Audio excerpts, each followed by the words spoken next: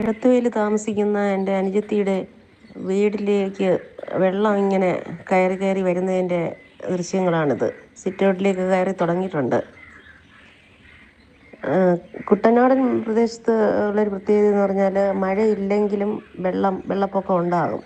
കാരണം മലയോര പ്രദേശങ്ങളിൽ ഉരുൾപൊട്ടിയും അതുപോലെ ഡാമുകളൊക്കെ തുറന്ന് വിട്ടും വരുന്ന ജലം തുറന്ന് വിട്ടും ഉരുൾപൊട്ടിയും 2-3 ദിവസം കഴിഞ്ഞതിന് ശേഷം മാത്രമേ 2 ദിവസം കഴിയുമ്പോൾ മാത്രമേ അനുജത്തിയുടെ വീട്ടിലിരിക്കുന്ന എടത്തുവ കുട്ടനാട് പ്രദേശങ്ങളൊക്കെ വെള്ളം കയറി തുടങ്ങത്തുള്ളൂ. വീടിനകത്തെല്ലാം വെള്ളം കയറും. 2018 പ്രളയത്തിൽ വലിയ നാശനഷ്ടങ്ങളെല്ലാം ഇവർക്കുണ്ടായി.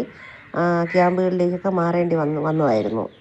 അനുജത്തിയുടെ മോൻ ചൂണ്ടയുമായിട്ട് ഈ അവസരം മുതലാക്കാനായിട്ട് ഇറങ്ങിയിട്ടുണ്ട്. മീൻ കിട്ടുമോയെന്നറിയാനാണ് ഇറങ്ങുന്നത്.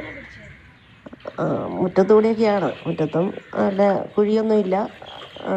സേഫാണെന്ന് അറിയാമെന്നുള്ളത് കൊണ്ടാണ് പേരൻസ് അങ്ങനെ വിട്ടേക്കുന്നത്. ഇന്നിങ്ങനെ ഇറങ്ങും. നാളെ മറ്റന്നാളൊന്നും ഇറങ്ങത്തൊന്നുമില്ല. നാളെയൊക്കെ ആയിരിക്കും വെള്ളം നന്നായിട്ട് കൂടുന്നത്.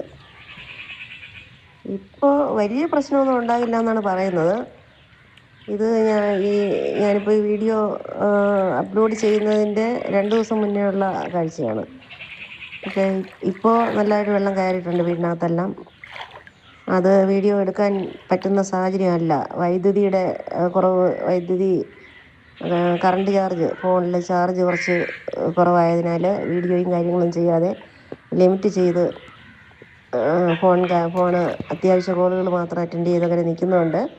ആ വീഡിയോ എനിക്ക് ലഭ്യമായിട്ടില്ല.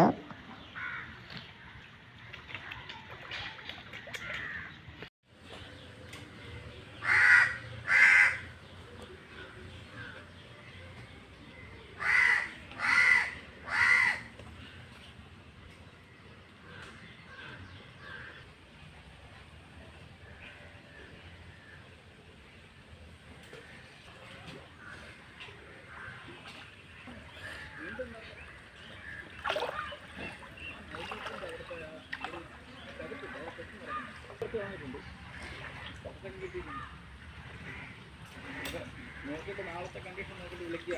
അതിലൊന്ന് ചാടാം. ഇവിടെ ഒന്നും ശരിയാകത്തില്ല വീട്ടിൽ അല്ലേ. പുറത്തെ പോളൊന്നും പോകും.